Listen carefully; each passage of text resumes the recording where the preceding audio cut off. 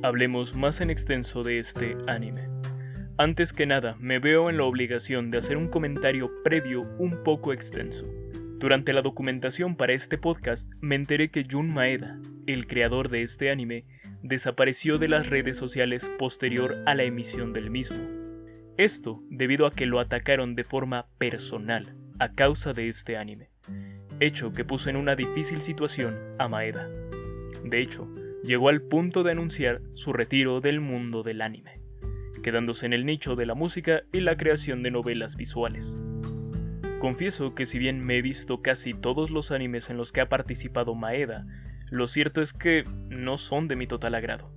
De hecho, me atrevo a decir que algunas de sus obras están sobrevaloradas, pero ni él ni esta obra merecen el odio que han recibido. Ya he leído algunos de los argumentos que usan para decir que la obra es mala, cosa que no tiendo a hacer, y hay ciertos puntos que me parecen correctos y otros que son muy debatibles. Durante el transcurso de esta opinión en extenso profundizaré en estos puntos. Ahora sí, después de estos apuntes, vayamos por partes. Así es, todo era refrescante y nuevo. Todos los días brillaban mucho. Los recuerdos de esos días son como un cofre de tesoro lleno de joyas. Este es el diálogo que nos da la apertura a la obra. Por ahora no significa nada, pero sean pacientes. Después de la apertura, llega el primer encuentro. Vemos que Youta estaba jugando baloncesto con Ashura. En un breve descanso, Hina hace su aparición, aunque ella se llamará a sí misma Odin. Lo primero que dice es: somos un dios omnisciente. Posterior a esto, ella hará una especie de demostración, mencionando y respondiendo a todas las preguntas que tenía Youta, culminando con la petición de jugar baloncesto con ellos. Asunto que no termina muy bien que digamos, pero en medio de esta ruidosa y ridícula situación obtenemos dos partes importantes de información. Youta y Ashura están por hacer los exámenes de ingreso a la universidad, que si ya son un evento importante en todo el mundo, en Japón lo son aún más. Y la segunda pieza de información es algo más importante. De acuerdo con Hina, el mundo se acabará en 30 días. Tanto Youta como Ashura toman esto como un juego sin importancia. Pero las cosas pronto cambiarán. Antes de continuar, tengo que mencionar: ¿qué es la omnisciencia? Podemos definir esto como el saberlo todo. Y contrario a todas las demás habilidades que Hina dice tener, esta es la única que tiene evidencia. ¿A qué me refiero? Verán, Youta menciona que debe ir a la biblioteca para encontrarse con Izanami, su amiga de la infancia y por quien parece tener sentimientos. De camino a la biblioteca, Hina predice dos cosas: va a llover, aun cuando el cielo está despejado, y caminar será más rápido que tomar el autobús. Ambas se cumplen, pero esto no es suficiente. Después de ser expulsado de la biblioteca por ruidoso, Hina y Youta van a buscar comida. En el local, Hina adivina de forma exacta los resultados de una carrera de caballo, lo que hace que Youta confíe un poco más en ella. Del mismo modo, Hina le dice a Youta que ha sido elegido por ellos para pasar los 30 días anteriores al fin del mundo, y Youta, tan listo como es, decide utilizar el poder de Hina para conquistar a Izanami. Prioridades, audiencia, prioridades. Después de que el plan de Hina fracase, más por un error en el conocimiento de las reglas del béisbol que a un error de sus poderes, nuestro dios empuja a Youta a confesarse. La atmósfera es perfecta, la puesta del sol los ilumina, el aire los acaricia. Youta grita sus sentimientos e Izanami lo rechaza de inmediato. ¿Qué esperaban? Apenas es el capítulo 1 y no estamos en un shoujo. El primer capítulo termina con una especie de cliché. Hina le dice a Youta que deben ir a casa. A la casa de él. Youta, un poco decaído, le dice que eso es ridículo. Hina insiste que llame a su mamá. Y aquí empieza lo raro. La madre de Youta hace preguntas extrañamente específicas antes de aceptar que esta desconocida se quede con ellos. Por lo que solo podemos preguntarnos: ¿quién es esta chica? De acuerdo con los padres, ella es una pariente lejana. Sin embargo, no se menciona de quién es hija, por lo que a Hina aún la rodea el misterio. Más aún por sus palabras, pues en la escena posterior a la cena, ella menciona que la vida normal y hogareña que lleva Yota es un lujo. Esto debido a que no tiene buenos recuerdos. No dice explícitamente a qué se refiere. De hecho, la atención de este tema se desvía rápidamente, y la conversación se pierde cuando Hina se queda dormida. Sin embargo, aquí veremos cierta conversación curiosa entre los padres de Yota, que nos hace ver que ellos saben más de lo que nosotros pensamos. Al día siguiente, vemos que Yota quiere recuperar la normalidad que Hina afectó el día anterior, siendo específicos, su relación con Izanami. Del mismo modo, se nos cuenta la historia de estos dos personajes. Se nos dice que Izanami se volvió insegura tras la muerte de su madre, y que Yota fue quien estuvo ahí para ella como amigo. Esto hasta que empezó a desarrollar sentimientos hacia ella. Ya saben, el cliché de varias comedias románticas. Sin embargo, no todo está perdido, pues es hora del plan B de Hina. Y este plan consiste en hacer una película. La película contará con la dirección de la hermana de Yota, Sora, y el guión de Hina. Sin embargo, antes de que inicie la verdadera película, deberemos ver algunos plagios. Referencias de películas como Armageddon, Rocky y Edward Scissorhands. Planes que son un completo fracaso, en lo que refiere a que Izanami se enamore de Yota. Sin embargo, resulta que este no era el verdadero plan de Hinami, pues de acuerdo con su omnisciencia, Izanami desea ser directora musical para películas. Así que todo es tan simple como hacer una canción. Pero Shion-sama, hacer una canción no es tan simple. Sí, ya sé que no es simple, señor micrófono, pero hablamos de Hina, un dios omnisciente. Así que no es tan complicado. Claro, esta canción la debe tocar Yota, así que después del clásico montaje de entrenamiento, él está listo para ir con Izanami y deleitarla con la música. Aunque al final quien toca esta pieza milagro es la propia Izanami, quien termina deleitando a Yota, y al final de esta travesía nos quedamos igual. Bueno, no exactamente, pues ahora la relación de Izanami y Yota se encuentra recompuesta, y este sería un buen final para el día. Sin embargo, el día realmente termina con la hermana de Yota llegando herida a casa. Del mismo modo, se nos muestra que solo quedan 24 días para el fin del mundo. A la mañana siguiente, Sora despierta. Nos enteramos que sus heridas son porque se cayó al huir de un cobrador de deudas, el cual iba detrás de Jinguji Senpai, un estudiante de cine que ha ayudado a Sora antes y que se ha metido en esta deuda con tal de ayudar a su madre. Al ver la situación, Oden decide prestar su ayuda y Sora la acepta con desgana. Aquí cuenta la historia.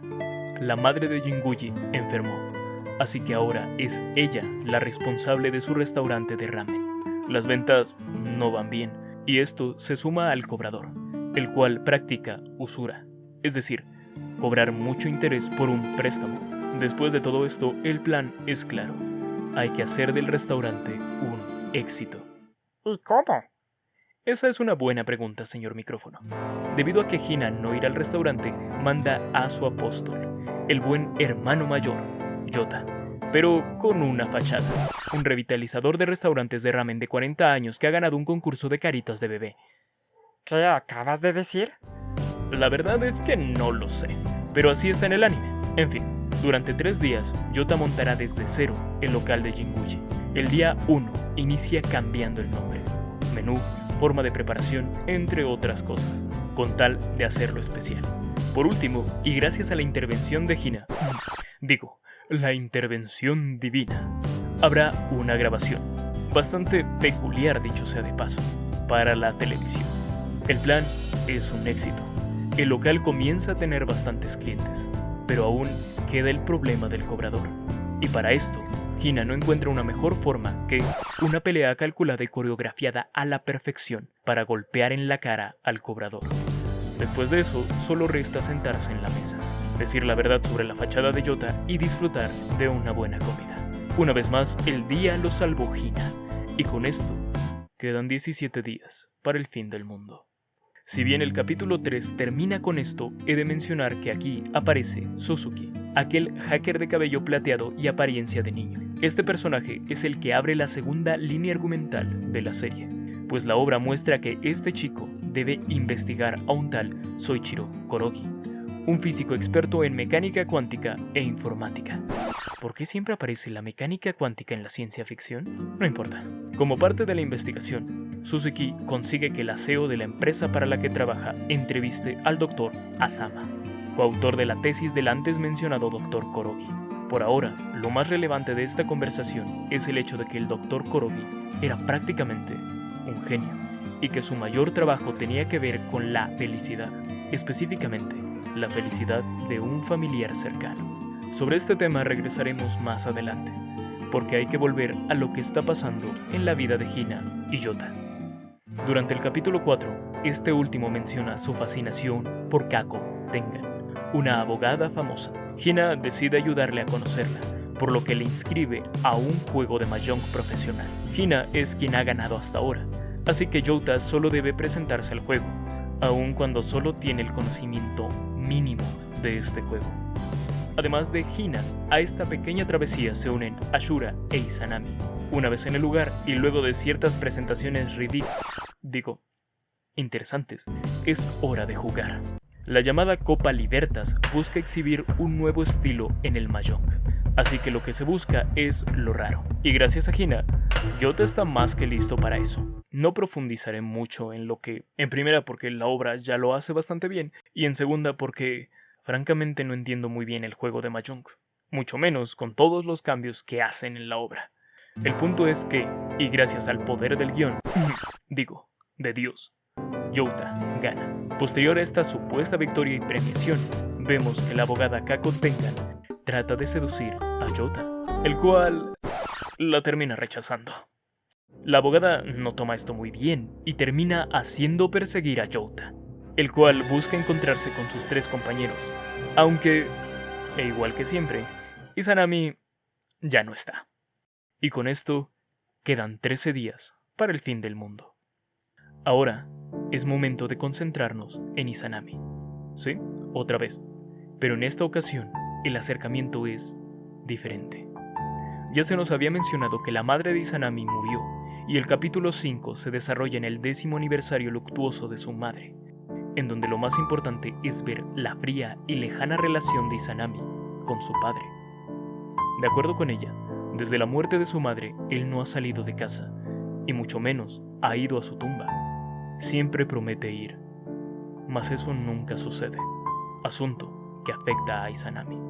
Ante esta situación, Yota, mayormente por la insistencia de Hina, decide intervenir. Lo primero es sacar al padre de Izanami de casa. Para esto Yota, después de 2 intentos fallidos, decide usar el cumpleaños de Izanami como excusa, por lo que le pide el consejo de su padre para el regalo. Pero como lo dije, esto es una excusa para que el padre de Izanami saliera de casa. 3 restaurantes después, el padre de Izanami decide reunirse con su esposa. Y no habla de irse literalmente con ella. La madre de Izanami dejó videos grabados antes de su muerte. Videos que hacen que el padre se sienta cerca de su difunta esposa. Sin embargo, Izanami nunca los ha visto, y el padre lo prefiere de ese modo. Hina no puede quedarse quieta ante esto, pues aun cuando, supuestamente, ella no tiene padres, podemos ver que se pone seria cuando el problema está relacionado con ellos, más específicamente, con las madres. Esto lo veremos más adelante. Por ahora, hablemos del plan de Hina. Como siempre, el plan de Odin es muy simple: romper la promesa que le hicieron al padre de Izanami y decirle sobre los videos, pero no directamente. Aprovechando la sintetización de frecuencias de una llamada telefónica, Hina finge ser la madre de Izanami y le dice lo de los videos. Este truco es tan convincente que Izanami decide encarar a su padre, el cual accede a mostrar los videos a cambio de que no vean el último. Los videos son mensajes para Izanami, uno por cada año cumplido, en el cual la madre de Izanami no pudo estar ahí. En cada video, esta menciona que está estudiando magia para hacer un hechizo que haga feliz para siempre a la familia. Si bien el padre de Izanami vio estos videos, nunca ha llegado al final. Esto debido a que la madre de Izanami menciona que al acabar de verlos, deben destruir los videos y seguir adelante. De ahí la condición que impuso el padre. Aunque Izanami no puede quedarse así, por lo que es hora de ver el último video. Este es un momento muy emotivo para la serie. Vemos los fuertes sentimientos que tenía el padre de Izanami por su esposa y lo difícil que es soltar sus memorias. Por eso se ha negado a abandonar esos videos en donde habita su esposa. Sin embargo, el hechizo de ella surte efecto en Izanami, quien es capaz de darle un cierre a su duelo y apoya a su padre para avanzar, a soltar su carga. Porque después de todo, la madre de Izanami no quería que ellos sufrieran. A partir de aquí, el personaje de Izanami comienza a cambiar. Su actitud deja de ser tan fría y distante. Esto es gracias a Youta, por lo que es necesario agradecerle. Youta podría tomar esta oportunidad para empezar el romance con Izanami, aunque eso sería hacer trampa y aprovecharse de ella. Si bien Hina se siente frustrada por la indecisión del chico, no puede negar que se siente algo aliviada. Con esto, quedan 11 días para el fin del mundo. Aquellos que lleven un tiempo viendo anime sabrán que hay un evento que no se puede saltar en una obra como esta. Por supuesto, me refiero a el capítulo del Festival de Verano. En un principio, Youta no quiere ir a este, pero como siempre, Hina es quien termina por hacerlo ir, junto con todos los personajes que hemos visto hasta ahora. Me refiero a Ashura, Izanami, Jinguji, Sora e incluso la abogada. El desarrollo de este capítulo es bastante cliché. Comen, juegan, vemos más sobre la fuerte amistad de Ashura y Youta, así como un poco de su pasado como basquetbolista estudiantil. Y por último, vemos que hay un acercamiento entre Izanami y Youta. Este último punto afecta a Hina, pero si bien su objetivo original era juntar a estos dos, ahora no quiere alejarse de Youta. En su frustración, Hina vaga solitariamente por el festival. Después de un rato, busca descansar en un lugar fresco y lo encuentra. Aunque por alguna razón ella no se da cuenta que era un camión refrigerador, el cual cierra sus puertas encerrando a Hina. ¿No se supone que ella es omnisciente? Ya hablaremos después de eso. Por ahora, el grupo de chicos se percata que Hina está perdida y comienzan a buscarla. Son Ashura y Youta los que encuentran las pistas necesarias para buscarla. Ambos suben a la moto de Ashura y proceden a ir detrás del camión. Sin embargo, cuando le dan alcance son incapaces de hacer que éste pare, por lo que la única oportunidad que tienen es que Youta salte al camión. Esto tiene relación con dos eventos que se nos relatan a modo de flashback. Resulta que Ashura tuvo un accidente en donde perdió la capacidad de saltar, habilidad muy necesaria en el básquetbol. Aún con eso, Youta lo había animado en participar en las preliminares nacionales. En el último momento, Youta tenía que hacer un salto decisivo con la ayuda de Ashura para ganar. Sin embargo, fallaron. Pero ese es el pasado. Y esta es la oportunidad de vengarse. Youta hace el salto y es capaz de llamar la atención del conductor para que éste frene, justo a tiempo para Hinaleta, quien afortunadamente está bien. Tienen tiempo para regresar a los fuegos artificiales. Y es en este punto donde Youta comienza a creer en la posibilidad de que el mundo acabe, para lo cual solo quedan 9 días. 2 días después de estos eventos, Sora termina el guión de su película, de la verdadera película y no los plagios cometidos durante el capítulo 2. Este evento es muy importante. De hecho, podemos decir que es la piedra angular del clímax de la serie.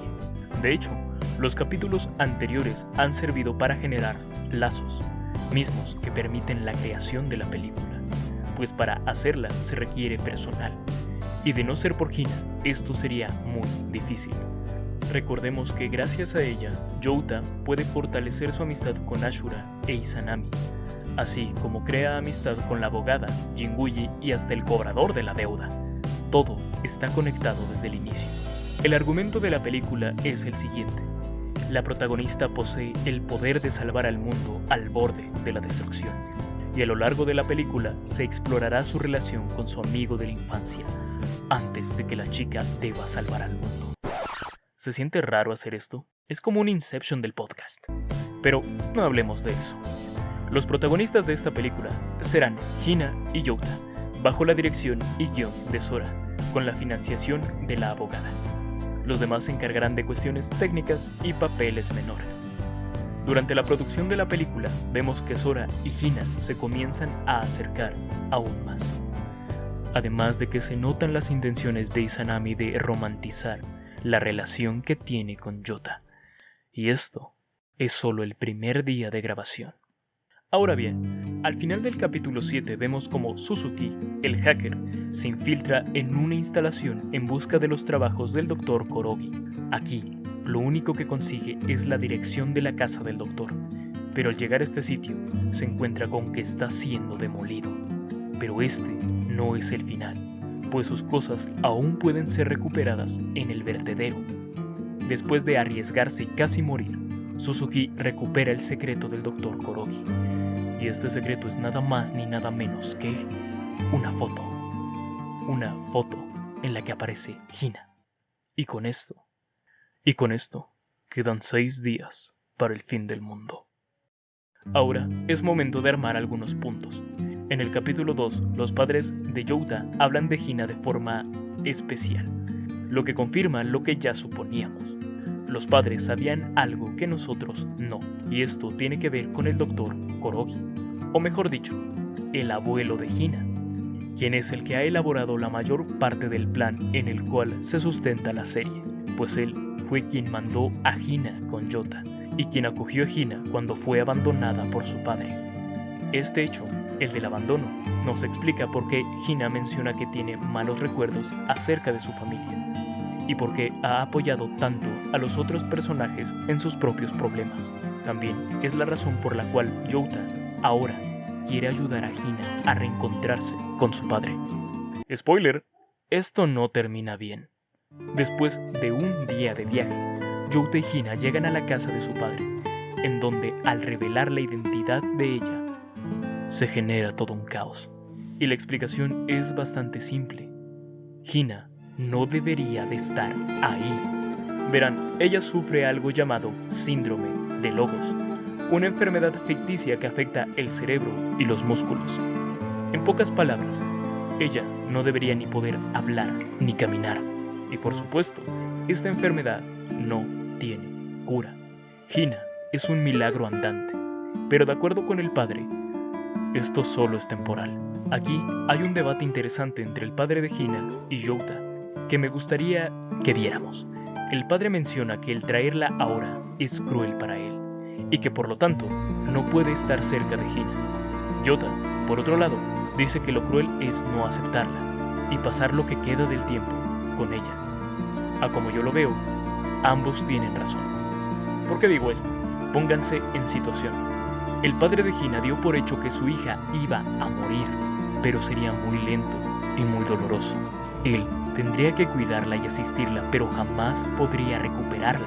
Tanto es el drama que la madre de Hina optó por el suicidio, y sin previo aviso, cuando él ya había rehecho su vida, haciendo las paces con su pasado.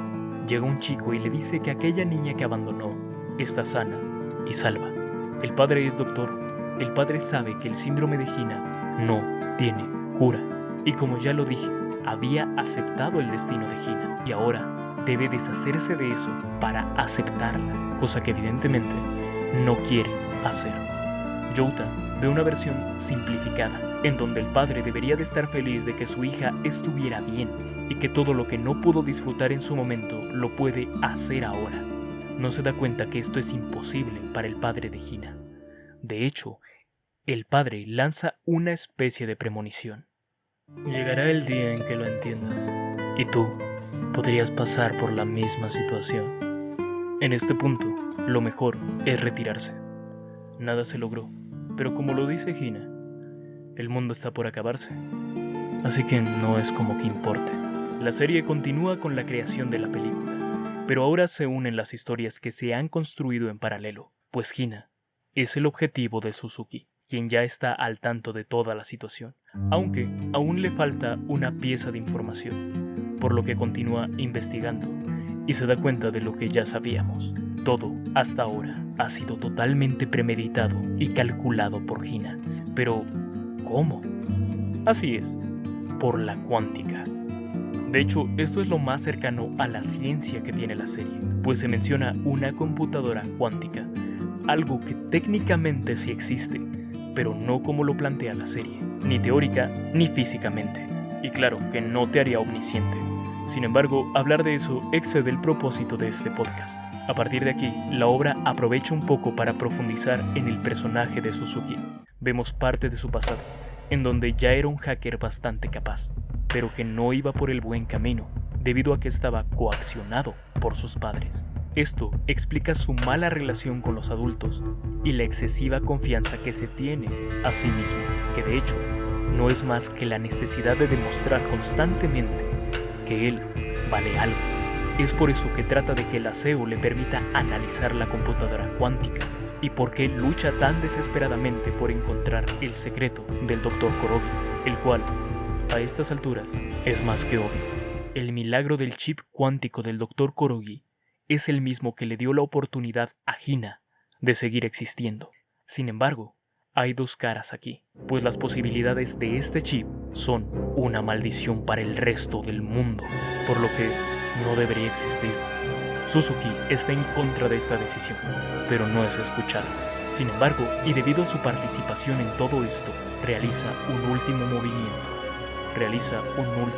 movimiento, avisarle a Hina.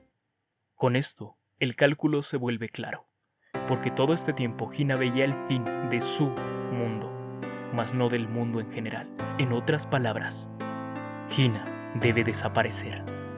Esta es la tonta elección que ha tomado la humanidad. Por supuesto, los chicos no aceptan esto y hacen un movimiento desesperado. Youta huye con una confundida Hina. Ambos declaran sus sentimientos en esta huida, pero es inevitable. Esta es la despedida. Gracias a Hina, el verano fue el mejor en la vida de los personajes, y es por eso que esto acaba sin ella. Bueno, no exactamente. Antes de pasar a lo que algunas personas denominan la parte fea del anime, tengo que hacer algunos apuntes. Como lo dije al inicio de esta parte extensa, hay algunos argumentos debatibles sobre la serie. Uno de los más frecuentes es sobre el cambio dramático que hay en el capítulo 9, en donde se menciona que es un cambio súbito, que desentona con la obra, y que Maeda debería de haber decidido con qué tono se iba a quedar. Y este es el peor argumento en contra de esta obra. Como ya lo mencioné en la primera parte del podcast, esta obra tiene bastantes puntos débiles, como el ritmo lento, personajes y capítulos que son innecesarios o que podrían haber sido resumidos en uno solo.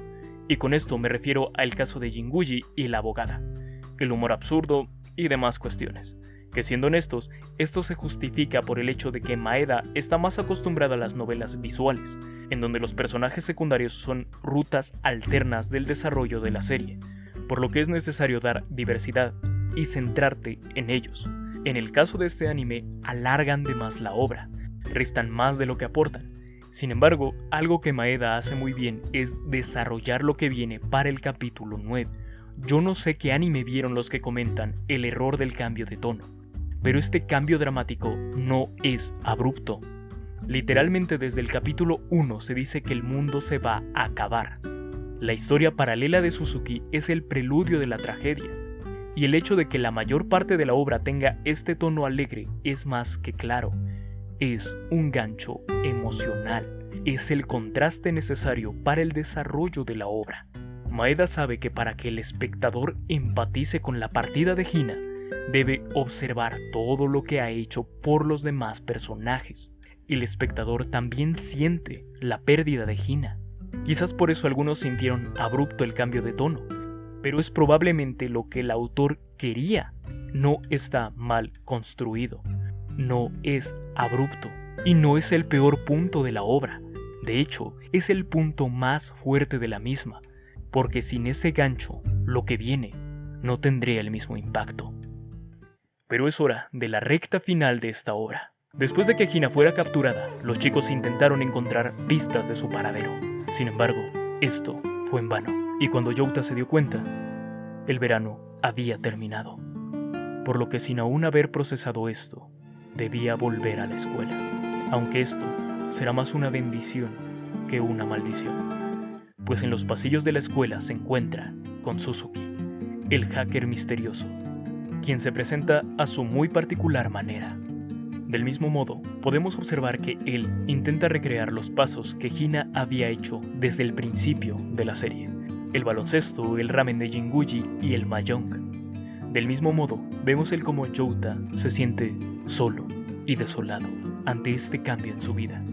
Y no solo sigue buscando a Hina, sino que la búsqueda de aquel objetivo que tenía al principio de la obra, el de entrar a la universidad de su elección, se apaga cada vez más. Después de ese trimestre, que pasa rápidamente tanto para el espectador como para Youta, pasa algo raro, pues Suzuki explota ante Youta, el cual se da cuenta de lo antes mencionado. Suzuki estaba recreando el verano con Hina como un acertijo para ellos. Youta enfrenta a Suzuki, quien es técnicamente el asesino de Hina. Bueno, no exactamente, pues ella sigue viva. De hecho, Suzuki le ofrece la oportunidad de verla nuevamente, aunque recordemos que Hina ya no es la misma sin su divinidad. Aún así, Youta acepta y parte a ver a su amada. Después de ese lejano viaje, Suzuki le da las credenciales necesarias a Youta para ingresar al lugar donde está Hina, pero Youta no está preparado para lo que venía. Decir que Hina es una sombra de lo que vimos durante casi toda la obra sería un halago. Ahora, la chica tiene el cabello corto, la mirada perdida, y ni siquiera reconoce a Youta. De hecho, le tiene miedo. Este último punto frustra el plan original de Youta de llevarse a Hina, pues la mujer que cuida de ella solo le permitirá llevársela hasta que la propia Hina acceda. Youta se siente impotente ante todo esto, pues se da cuenta de que la profecía del padre de esa chica se acaba de cumplir. Esta es la prueba de fuego para Youta, el cual comienza a dudar sobre el si puede lidiar con la condición de Hina, o si es mejor dejarla en esa instalación al cuidado de los profesionales. En otras palabras, abandonarla. Mientras Youta decide, la obra nos muestra la nueva rutina de Hina, la cual hace aún más evidente el delicado estado en el que se encuentra.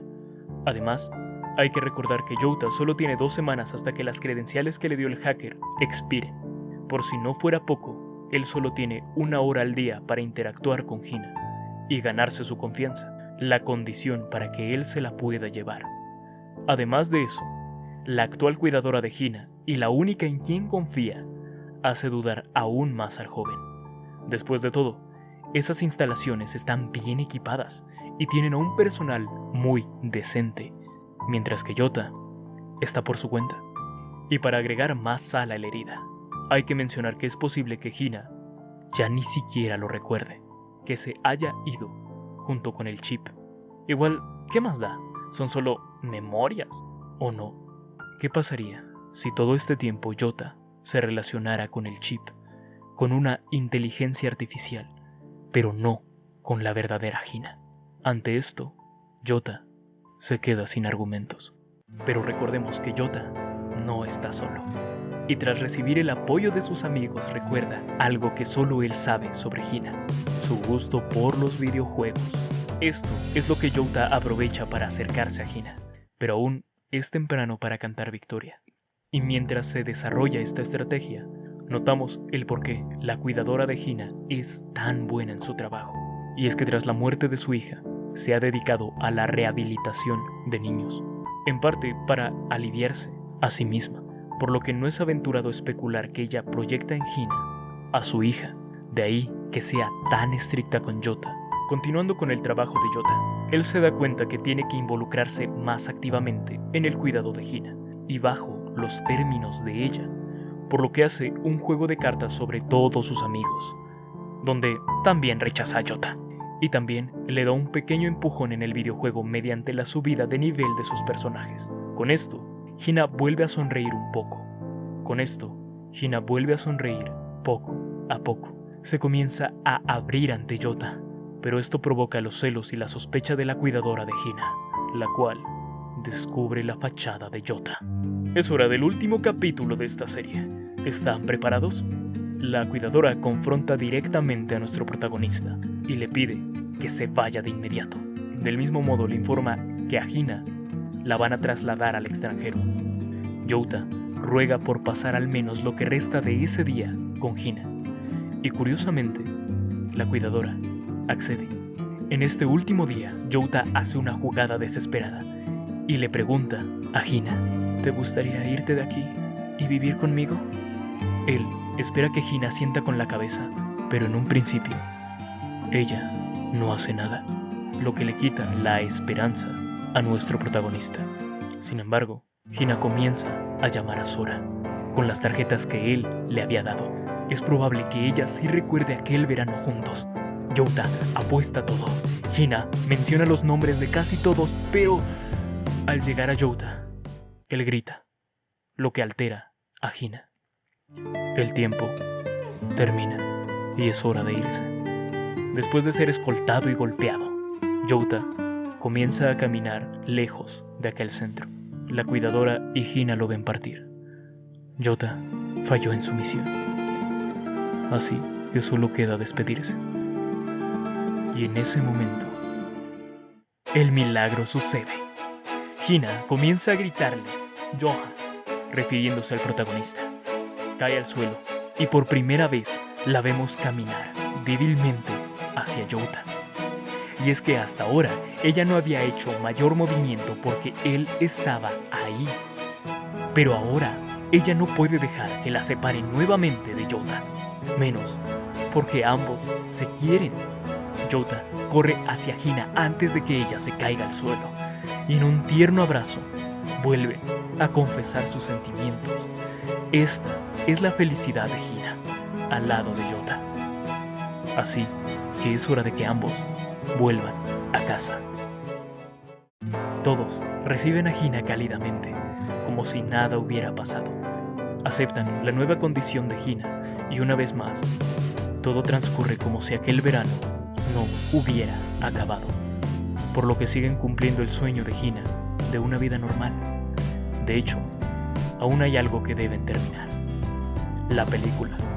Aunque la verdadera aventura ha sido todo este anime. Bueno, eso es obvio, Shion-sama.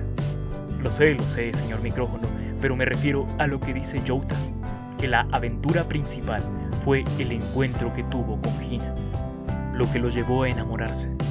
Y como esto fue decisión de ellos, Yota debe honrarla.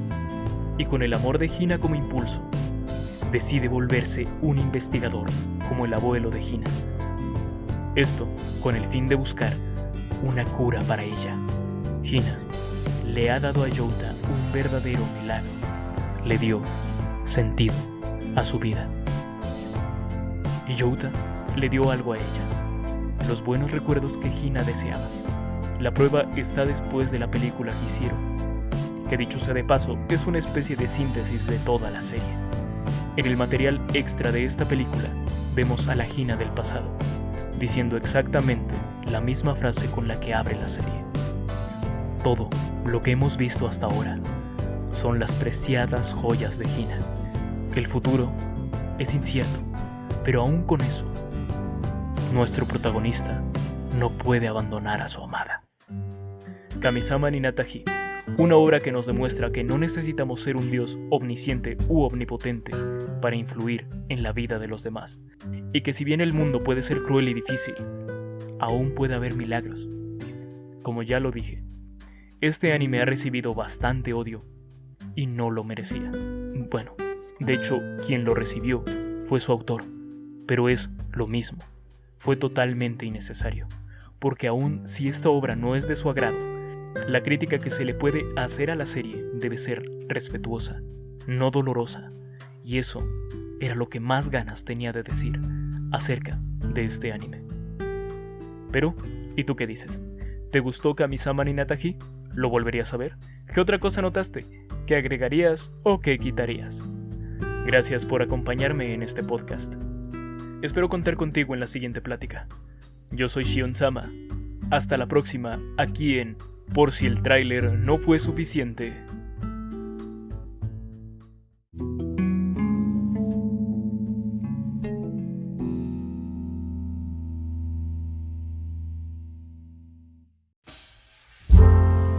Si quieres escuchar el podcast completo, te dejo los links en la descripción.